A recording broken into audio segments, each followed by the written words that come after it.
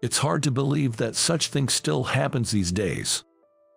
I thought vaguely about it in the narrow hallway of my apartment. There was a thick envelope on the small show box. Inside it was payoff money. I had a girlfriend. Her name was Michelle. She was the only daughter of the chairman of the Johnson General Hospital, one of the largest hospitals in town. Last night, I proposed to Michelle. And this is the result. Suddenly, Michelle's father showed up at my apartment and looked at me as if I were trash and said, "I won't let my daughter marry an uneducated loser." And then, saying it's payoff money, he left a thick envelope on the table. Michelle seems to have had her cell phone taken away by her father, so I can't get in touch with her. Just like that, my relationship with Michelle abruptly ended. My name is Rick, and I turned 32 this year. Currently, I'm the vice president of a gaming company I started with a friend. There were a lot of ups and downs to get here, but I believe everything has been a learning experience for me. Deep in my heart, there are things that I've yet to fully come to terms with. My father passed away when I was young, and my mother raised me on her own. Ever since middle school, I wanted to start working early. Being the eldest son, I have 3 younger sisters. When I told my mom that I have decided to quit high school and work while attending night school, she looked at me in guilt and bowed deeply to me. It wasn't that I loved studying, but telling her about the night school was more of an excuse to make her understand. I remember feeling humbled when she bowed so deeply. Together, my mom and I supported our family, ensuring my sisters could follow their desired paths. That gave me a lot of confidence. In the end, I kept working at a florist that I'd been part of since my part-time days. That's when I first met Michelle. I think I was 25 and she was 22. Every Monday and Thursday afternoon, she would come into the shop to buy fresh flowers. She never bought large bouquets. Just a few stems, and then she'd leave. We'd exchange a few words every time. Little by little, I found myself drawn to her shy and modest character. Michelle is the kind of girl you don't often see these days, with a quiet, reserved, and pure demeanor. Even someone as thick-skinned as me could immediately tell from the way she carried herself that she came from a good upbringing. On Valentine's Day, when she gave me chocolates, I realized for the first time that she had feelings for me. I asked her out right then and there. Our relationship was smooth sailing, never had an argument. Life was hectic for me. Being invited to co-found a business by a friend might have been a contributing factor. The only time Michelle and I could really meet was on Sundays. With my sisters still in school and tuition fees to pay, I didn't have a lot of money for myself. Our dates were mostly in the park. Every time, Michelle would bring along homemade lunch, and we'd idly spend our time in the park. I loved that. After dating for a year, I mustered up the courage to propose to her. I felt that if Michelle stays by my side for the rest of my life, I could push myself many times harder. I couldn't afford a ring worth 3 months of my salary, and got her a cheaper one, but Michelle cried tears of joy after she saw it. She kept repeating, "Thank you." I swore I'd make her happy, but by the next morning, I felt like I'd been thrown into hell.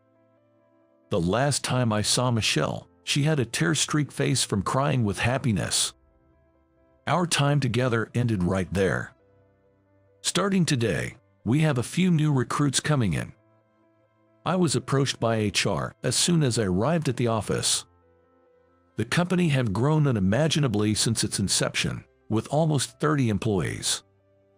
After my heartbreak, I got seriously involved in a startup with a friend. He founded a gaming company. I've always loved games, and after seeing a game I created, he approached me to co-found the company. I dedicated myself to this job. The company grew rapidly in no time. Now, we're focusing on nurturing esports talents. My current job involves scouting esports players. It's quite a fulfilling job. Many young folks aspire to be professional esports players, but taking that first step can be challenging. I believe it's because its recognition in society is still somewhat limited. When job prospects come up, I bet very few parents would understand if their child says, "I want to be a pro gamer." Many kids are already making money by streaming games, but few share that with their parents. Streamers who make a living off game streaming need to put in the effort to make others understand their line of work. I support those kids who feel stuck because those around them don't understand what they're passionate about. I believe my job is to back their dreams. The recruits coming in today are between 18 and 26 years old. We plan to hire them as professionals. Among them, there's one guy I see as a key player. His name is Keith. He's a player who excels in multiplayer online battle arenas, MOBA. Simply put, MOBA is a game style where you team up and cooperate with allies to attack and conquer the enemy's base. It requires both strategy and the ability to make split-second decisions. I felt Keith had an exceptional talent. I'm Keith Johnson. It is a pleasure to meet you all. He's tall and good-looking. Although he seemed a bit rough around the edges, the way he responded and carried himself showed he came from a good upbringing, a good young man. The women in the office were clearly impressed by him. After a brief greeting, Keith started handling insurance paperwork and other administrative tasks in the HR department. It's a busy day since there are other new hires, and each needs to be directed to their respective departments. That's when I overheard a surprised voice from one of the female clerks. My feet stopped dead in their tracks when the clerk says, "He's the son of the Johnson General Hospital chairman, you know." Johnson General Hospital is the home of a girl I can't forget, Michelle. I remember Michelle mentioning that she's an only daughter with one younger brother who doesn't have the inclination or aptitude for medical studies. Now I understand why Michelle's dad told me. Her future husband has to be a doctor. It might be pointless to think about it now, but if Keith had gone to mid-school and become a doctor, maybe Michelle and I could have gotten married. I was called an uneducated trash. The opposition to our marriage wasn't just because of inheritance issues. I admit that I had my own shortcomings. Yet, I couldn't help but wonder, what if Keith had become a doctor? A fact I never realized when I first scouted Keith. Would I have recruited him if I'd known he was Michelle's brother? Mixing personal feelings with business is downright unacceptable. I kept reminding myself of that. Otherwise, I couldn't imagine supporting Keith's dream. Keith, as I thought, immediately became a vital member of our team. At the welcome party, he introduced himself, saying he was the son of a hospital chairman but couldn't give up his dream, so he left. Everyone gave him a warm applause for his determination. I clapped along, but something still felt off deep down. "You don't go home. You live alone, right?" I casually inquired about his personal life during the party. "I've cut ties with my family. When I said I didn't want to become a doctor, they disowned me. I think my sister will have to marry someone taking over the hospital." Keith mumbled. "I do feel a bit guilty about my sister." Watching him, I felt a burning anger rise within me. "Must be tough for your sister, all because you decided to be selfish. She's taking all the heat because of you, isn't she?" Even I thought it was a mean thing to say. At that moment, I couldn't control my emotions. I harshly lashed out at a man almost a decade younger than me. Keith flinched slightly but firmly said, "I don't regret it. I know my dream might have come at someone else's expense, but I can't give up." The thought of giving up never even crossed my mind. That's the determination I bring here. Keith spoke of his determination. I wished I could blame him for distorting the future Michelle and I could have had. Such pettiness made me ashamed of myself. Still, the unresolved feelings continued to smolder within me. In esports, maintaining concentration amidst high tension is crucial. Especially in the game Keith plays, this is essential. It's the same even in regular practice matches. There's constant competition within the team. No different from any other sport. Only the best among the team get to play in matches. Those who can't produce results get phased out. That's the world of professionals. Many push themselves too hard and get sick. It's our job to guide them so that doesn't happen. Keith has a touch of genius, but he never forgets to work hard. I deeply wanted to support him, but I felt ashamed of my inability to do so. Then the incident happened. It was Keith's official debut match. A big tournament with a large number of participating teams. It was a knockout format. Keith's team kept on winning. With the lights dimmed in the venue, a large monitor lit up. Players sat in front of computers, engrossed in their game. Surrounded by a large audience, they had to keep their composure during the match. If they let the pressure get to them, they'd lose. Holding my breath, I closely watched Keith's character across the screen. Then, it seemed like Keith, seated in his chair, tilted his head slightly. The next moment, with a crashing sound, Keith fell from his chair to the ground. On the screen, the character controlled by Keith stood still as the opposing team attacked. "Are you okay, Keith?" I rushed over to find Keith gasping for breath on the floor. An ambulance was immediately called. When it arrived, I ended up riding with him. The paramedic told me, "We're heading to the Johnson General Hospital's emergency room," and I was a bit surprised. It seems there's a mysterious connection between the Johnsons and me. I tried to avoid it, but it felt like I was drawing this fate closer. I felt uneasy. When he was brought into the emergency room, I waited outside the treatment room. Suddenly, I heard the sound of hurried footsteps approaching down the hallway. I didn't want to assume, but I couldn't help but feel tense. My suspicions were confirmed. It was Michelle, now grown into a mature woman. She walked toward me with a pale face. She must have been taught not to run in the hospital corridors since she was a child. A frustrated frown creased her forehead. "You're from Keith's company, right? Where's Keith? How's Keith doing?" she said, looking at the treatment room's door, completely unaware of my presence. She was looking at the door and didn't notice me at all. She was clearly worried about her younger brother and seemed too preoccupied to notice anything else. I felt bad for Keith, but my heart raced more for Michelle. "He just went into treatment room," I managed to answer, and Michelle's slender shoulders shuddered. Then, with great force, she turned to me. Her wide eyes looked as if they could overflow with tears, staring deep into mine. "Is it, Rick?" Her voice trembled as she asked. I nodded confidently in response. "It's been a while. Who would have thought we'd meet like this?" Michelle looked like she was about to burst into tears any moment.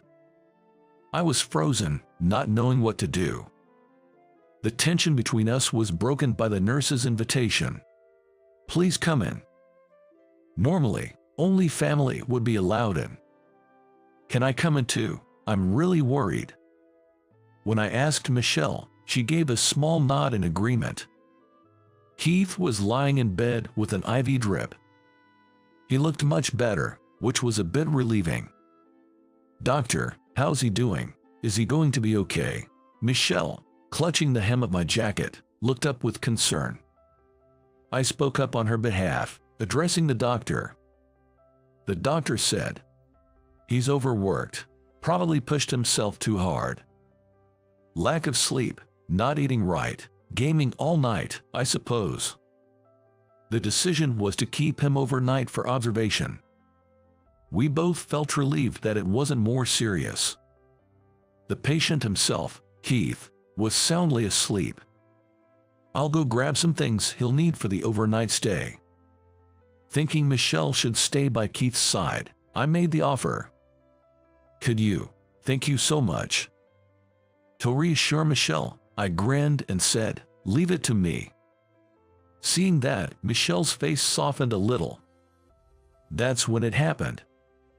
Suddenly, the treatment room door was flung open. The loud bang startled everyone inside, including the nurses. Keith, always causing trouble, entering with a loud shout, was Dr. Johnson in a white coat. He was Michelle and Keith's father. He was, without a doubt, my archenemy. And overworking. After all that talk and leaving the house like that, should have listened to me and become a doctor. He grabbed Keith's collar and started shaking him. The nurses rushed to intervene. This isn't how a doctor should behave towards a patient. A nurse trying to intervene got shoved to the ground. Dr. Johnson raising his hand to strike Keith and shouted, "Wake up!" Without thinking, I grabbed his arm. "Stay out of it. This is a family matter." The annoyed doctor started yelling at me. I had no intention of letting go. "With all due respect, that doesn't look like a family matter to me. Keith is one of our best. I'd appreciate if you refrain from violence." Hearing that, Dr. Johnson looked at me. Immediately, his eyes widened and his mouth twisted in shock. It seemed that he finally recognized who I was. "You dared to deceive my daughter, and now my precious son too, you uneducated piece of trash." The doctor's words ignited memories of my past anger. But I'm not the same person I was back then. I won't be shaken by such remarks. As the doctor and I locked eyes, Keith woke up. "Wait, Dad, sis too. Wasn't I in the middle of a game?" Struggling to grasp the situation, Keith's confusion was evident. I gently embraced him, explaining that he had collapsed and was brought to the hospital. "Keith, get back home now. I can still get you into a decent medical school. You wouldn't go wrong if you just listened to me." The doctor's harsh rebuke made Keith bite his lip. Always being dictated and controlled like this. That's probably why he ran away, I thought. Keith's an adult now. He makes his own decisions. Your children have grown beyond your reach. I positioned myself between Keith and the doctor, shielding both Michelle and Keith. The doctor, face filled with anger, grabbed at my collar. "You seem rather bold now. You can't hide that you quickly bailed out on my daughter with that payoff money." Michelle gasped and said, "What?" from behind me. "That money was returned to you ages ago." I replied with a provocative smirk. The doctor shouted, "You're lying. Dad, aren't you familiar with Rick's company? They've been generously donating every year." Keith's voice reflected his growing impatience. What are you talking about?